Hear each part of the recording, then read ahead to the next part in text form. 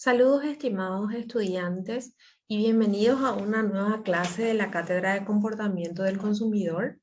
En la unidad de hoy vamos a ver una importante parte de lo que hace referencia al comportamiento del consumidor, como es la influencia de los grupos sociales y de la familia. Bueno, primeramente, esta ya corresponde a la unidad 3 de nuestro contenido programático. Mi nombre es Susana Ortigosa para los que se olvidaron de mi nombre, ¿verdad? Bueno, ¿qué son los grupos sociales?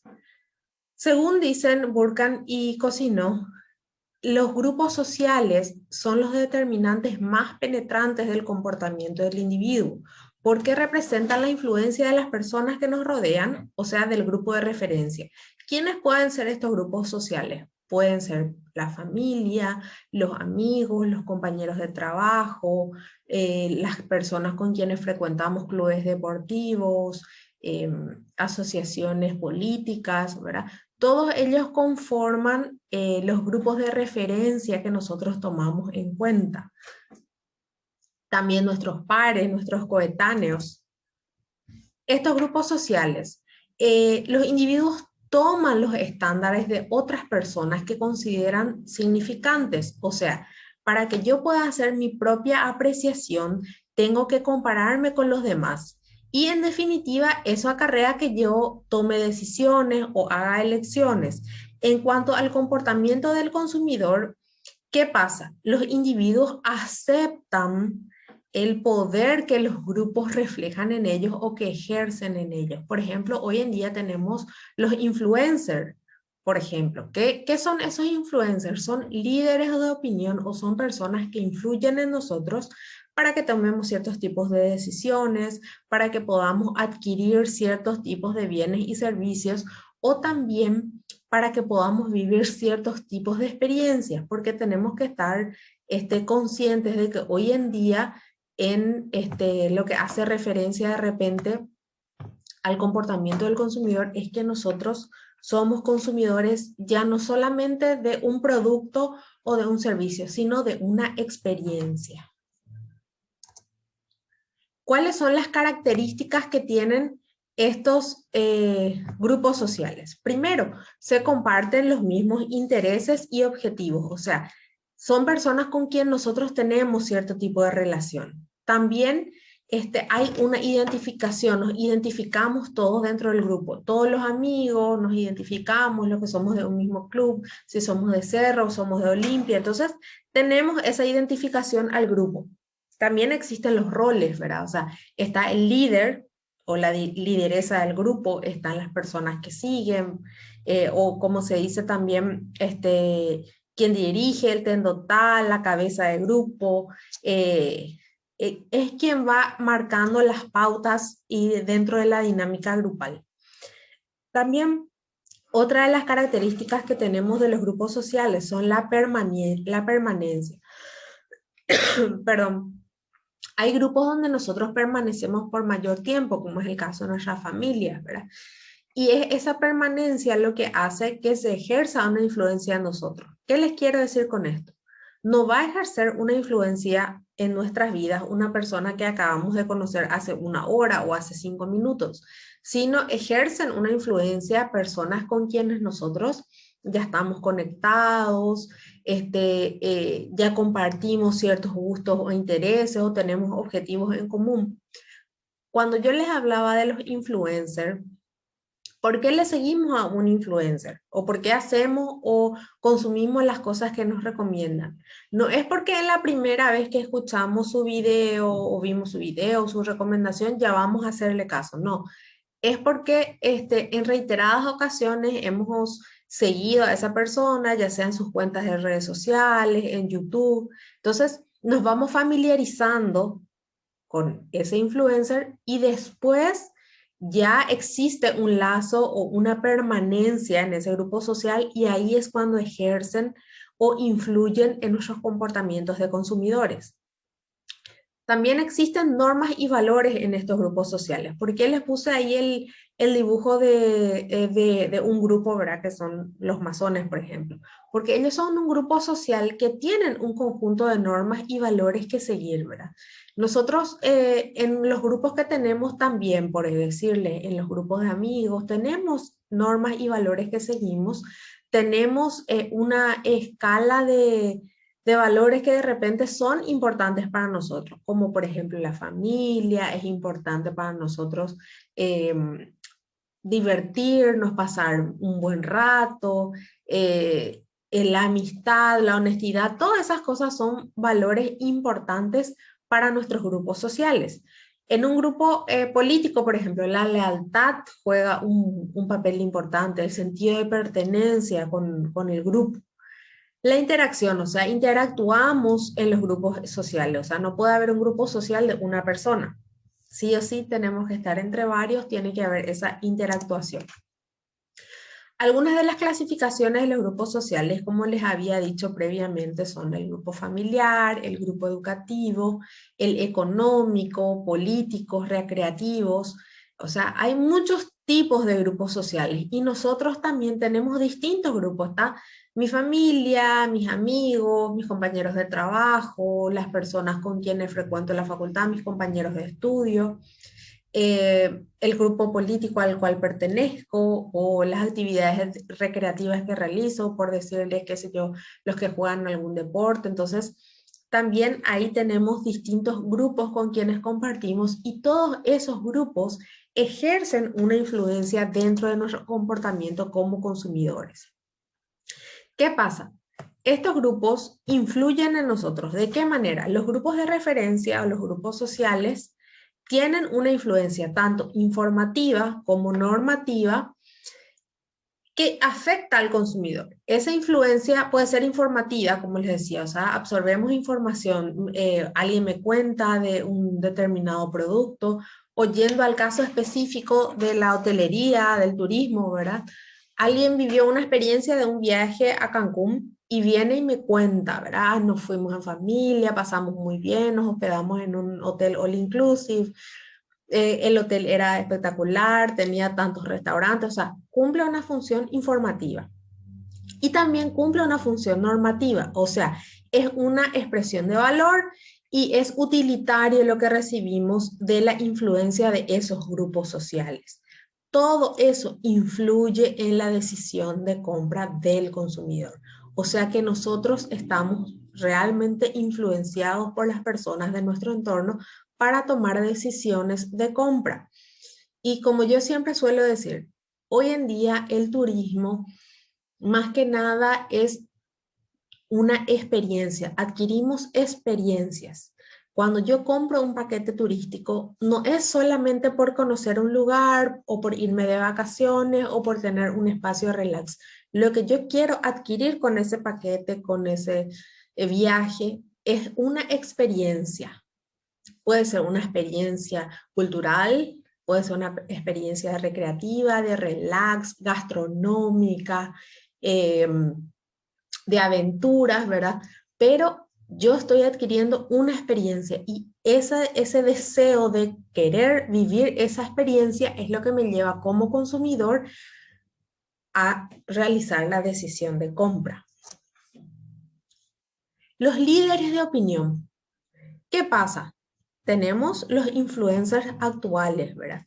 Hoy en día más que nunca es fácil por todos los medios de comunicación que existen, las redes sociales, la televisión, el internet, tenemos también el cine. Bueno, hay tantas cosas que influyen en nuestra opinión, en nuestra decisión de compra, desde los amigos, que son grupos de referencia, hasta nuestros artistas favoritos, cantantes, que influyen en todo tipo de nuestras decisiones, en la moda, en lo que compramos, en lo que consumimos, en las experiencias que queremos vivir. Por decirles, en la imagen del medio se puede ver a una mujer que está elegantemente vestida y está afuera de una joyería. Esa imagen es de la película Breakfast at Tiffany's, que es una famosísima película de los años 60. ¿Qué hizo esta película? Esta película puso o catapultó a la fama a una joyería que ya era muy famosa, que es la joyería Tiffany, pero le catapultó a la fama a nivel internacional, porque todas las mujeres querían verse como Audrey Hepburn, que es la actriz, desayunando enfrente a Tiffany y vestida así impecable de Givenchy.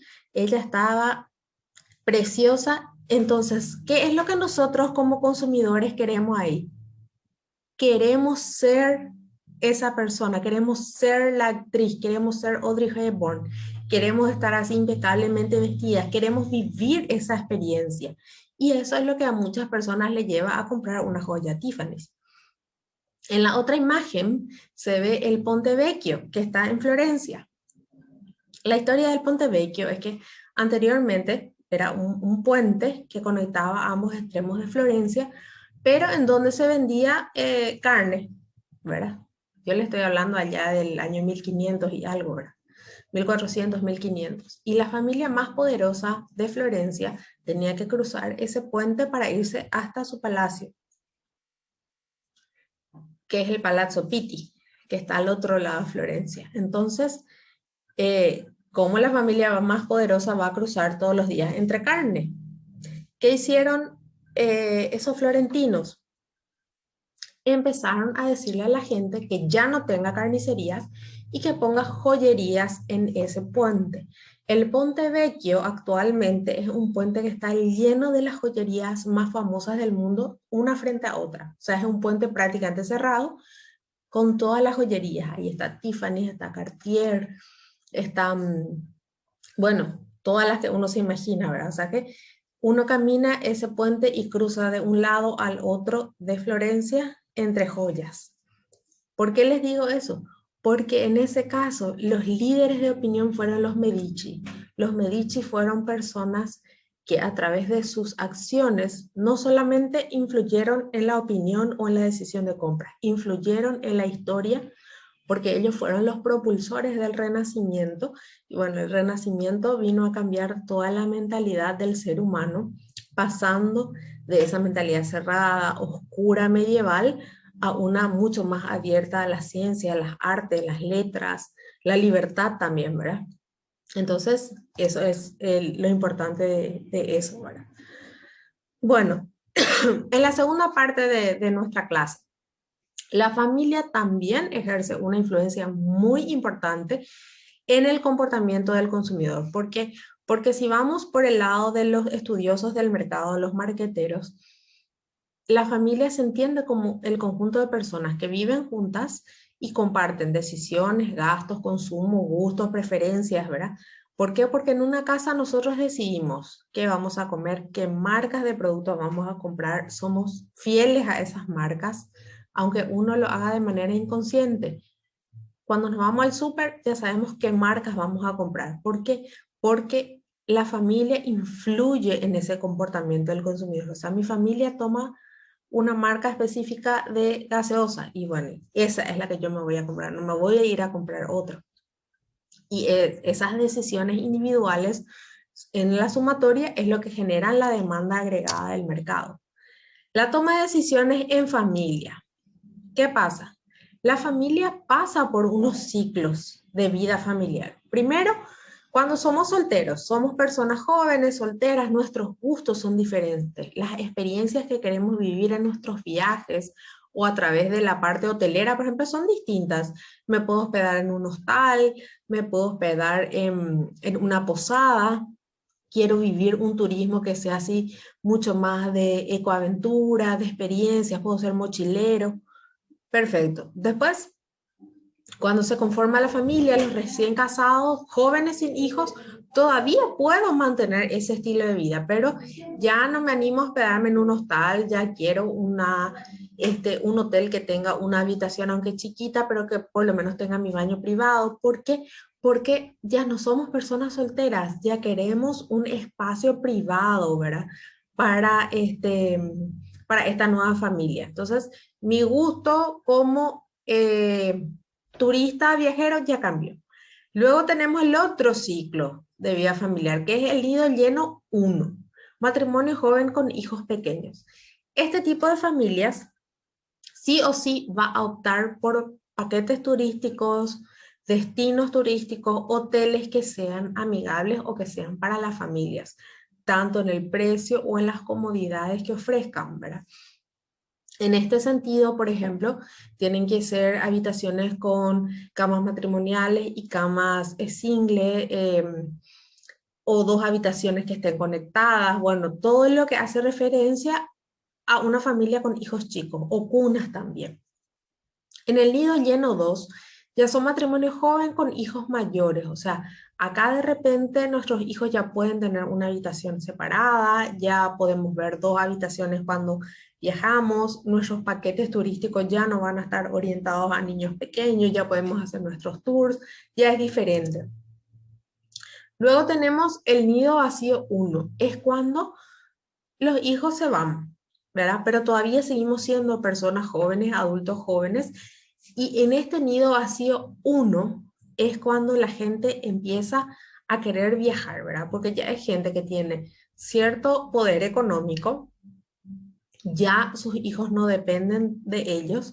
Entonces son ese tipo de personas las que vemos en los viajes a Europa, en los cruceros, haciendo tours más históricos que otra cosa. Cuando veíamos lo del nido lleno 1 y nido lleno 2, por decirte, teníamos gente que es la que se va a Disney, la que se va a Cancún, la que se va de vacaciones a la playa, pero ya con este tema del nido vacío 1, por ejemplo, es otro estilo de turismo. Y el nido vacío 2, que ya son gente adulta mayor que viven solos, ¿verdad?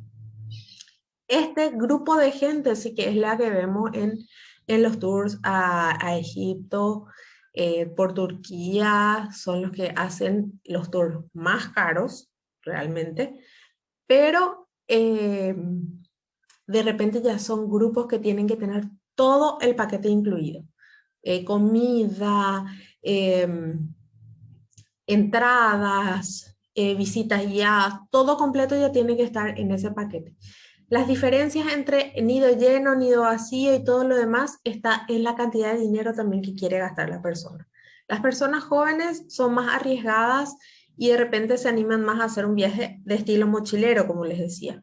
Pero las adultas mayores ya no escatiman tanto en gastos, ya se dan el lujo de ir a cenar en un buen restaurante cuando viajan, de hospedarse en una mejor habitación de hotel, de gastar más, ¿verdad? O sea, son la gente que más gasta cuando viaja y apunta a un segmento de mercado muy importante de viaje, ¿verdad? Son los jubilados que tienen tiempo, recursos y ganas de recorrer, ¿verdad?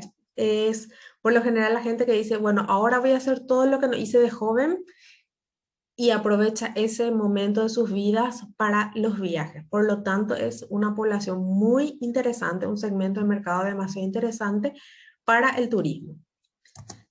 Y antes de terminar, y para que no se olviden de la importancia de lo que es el turismo a nivel mundial, saben que en el año 2019, antes de la pandemia, ¿verdad?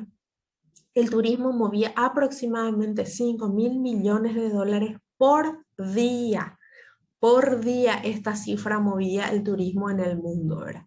Esperemos que cuando ya se levanten todas estas restricciones que se tienen ahora, que a nivel mundial ya no son tan fuertes, se puedan volver a estas cifras y que también podamos tener un repunte económico a través del turismo.